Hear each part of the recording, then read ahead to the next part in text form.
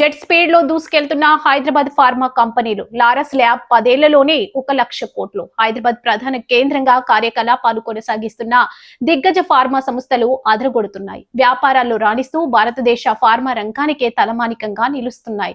ఇంకా స్టాక్ మార్కెట్లోనూ రాణిస్తూ రోజురోజుకు సరికొత్త రికార్డులను సృష్టిస్తున్నాయి.